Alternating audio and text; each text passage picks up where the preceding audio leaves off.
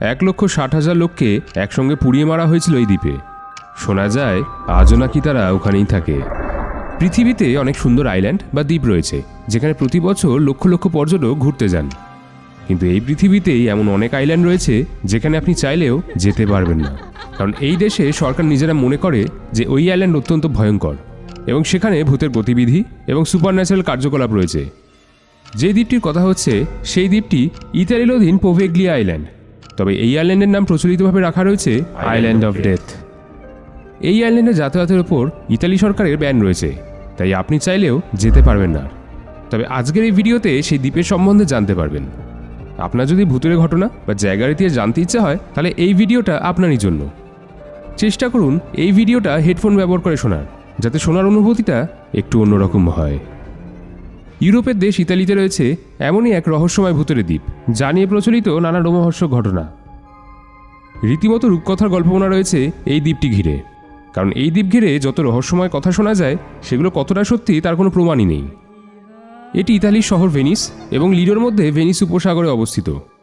বিশ্বাস করা হয় যে এই দ্বীপে যে যায় সে আর জীবিত ফিরে আসে না। দ্বীপটি এখন পুরোপুরি জনশূন্য, কেউই থাকে না সেখানে। এমন সব কাহিনীর মধ্যে অন্যতম পোভেগ্লিয়া আইল্যান্ডের প্রকৃতি দেখতে একসময় ছিল অসাধারণ। বহু বছর আগে ইতালিতে ভয়াবহ প্লেগ মহামারী আকারে ছড়িয়ে পড়ে। এতে হাজার হাজার মানুষের মৃত্যু হয়। মহামারী থেকে বাঁচতে ভয়ঙ্কর কাণ্ড ঘটায় ইতালি সরকার। প্রায় 1,60,000 প্লেগ রোগীকে পোভেগ্লিয়া আইল্যান্ডে নিয়ে এসে জীবন্ত পুড়িয়ে মারে। এরপর ব্ল্যাক ফিভার নামে আরও একটা রোগ ছড়িয়ে পড়ে গোটা ইতালিতে।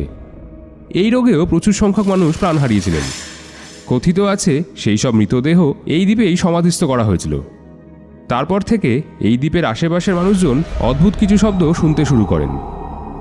একসময় ইতালি সরকার এই দ্বীপে একটা হাসপাতাল নির্মাণ করে এখানে মানুষের যাতায়াত বাড়াতে চেয়েছিল, কিন্তু তখন থেকেই এখানে শুরু হয় ভুতুড়ে ঘটনা। এই হাসপাতালে কর্মরত অনেক ডাক্তার, স্টাফ, এমনকি রোগীরাও দাবি করেন তারা এখানে ভুতুড়ে আনাগোনা এবং আত্মার উপস্থিতি অনুভব করেছেন। এই আইল্যান্ডে প্যারানর্মাল দৃষ্টিকোণ থেকে অত্যন্ত ভয়ঙ্কর বলে মনে করা হয়। যারা এই অ্যাক্টিভিটির সঙ্গে জড়িত তারা দাবি করেন এখানে রাতের বেলায় জীবন্ত এবং মৃত লোকেদের মধ্যে পার্থক্য করা যায় না। এখানে থাকা ডাক্তাররা জানান যে রাতে এখানে ভয়ঙ্কর সব আওয়াজ হতে থাকে এবং এখানে অতৃপ্ত আত্মাগুলি অসুস্থ রোগীদের নিজেদের কবলে নিয়ে নেয়। এরপর সরকারকে হাসপাতাল বন্ধ করে দিতে হয়। তবে আরও একটি ঘটনা উল্লেখযোগ্য। 1960 সালে সরকারের কাছ থেকে এই দ্বীপটি কিনেছিলেন এক ইতালির ধনকুবের। শোনা যায় এরপরই তার পরিবারে ঘটে ভয়ঙ্কর সব দুর্ঘটনা। সম্প্রতি সেখানকার সরকার দ্বীপটিকে পুনরায় জনবহুল করার চেষ্টা করেছিল। বিভিন্ন প্রতিষ্ঠানও স্থাপন করা হয় সেখানে, কিন্তু রহস্যময় কারণে কোনো প্রতিষ্ঠানই বেশি দিন টিকে থাকেনি এই দ্বীপটিতে।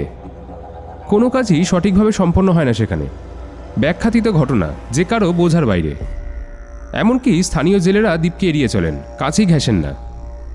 অনেকেই রহস্য উদ্ঘাটন করতে এই দ্বীপে পৌঁছেছিলেন, কিন্তু বেশিরভাগ মানুষই আর আইল্যান্ড থেকে ফিরে আসেনি।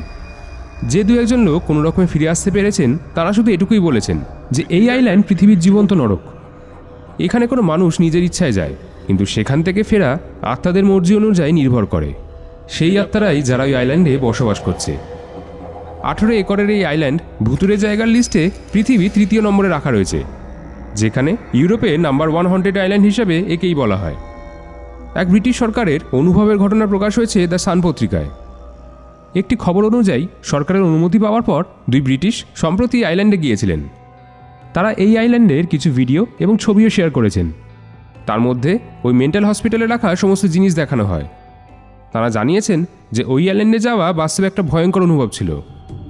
যখন আমরা সেখানে যাচ্ছিলাম ইতালিতে আমাদের লোকাল ট্যাক্সি ড্রাইভারও এটা শুনে ভয় পেয়ে যান এবং ওই আইল্যান্ড কেন যাচ্ছি জিজ্ঞাসা করতে থাকেন বারবার। আপনারা যখন সেখানে ঘুরতে থাকবেন তখন আপনাকে একটা ভয়ঙ্কর অভিজ্ঞতার মুখোমুখি হতে হবে। সেখানে লোকেদের জ্বালিয়ে মেরে ফেলা হয়েছিল, কিন্তু লোকেদের মৃত অবস্থাতেই এমনি ফেলে দেওয়া হয়। সেই জায়গাগুলি দেখে মনে হয় যে মাটির চেয়ে বেশি মৃতদেহ রয়েছে সেখানে। লোকেদের জ্বালানোর পরে পরিষ্কার করা হয়নি, লাশগুলি এমনি ফেলে দেওয়া হয়। যখন আমরা সেখানে গেছিলাম আমরা ঘণ্টা বাজার আওয়াজ শুনেছি, যা অত্যন্ত ভয়ঙ্কর। বাস্তবে আমাদের বিচলিত করে দেয়। এখানে এত বছর ধরে কখনো কেউই যায়নি, কিন্তু কি করে এলো সেই ঘণ্টার আওয়াজ? এখানে গাছপালাগুলো এমন মনে হয়েছে যে আমরা কোনো হরর মুভি শুটিং দেখতে এসেছিলাম। নিশ্চিতভাবে এখানকার অনুভব আমরা কোনোদিনই ভুলব না।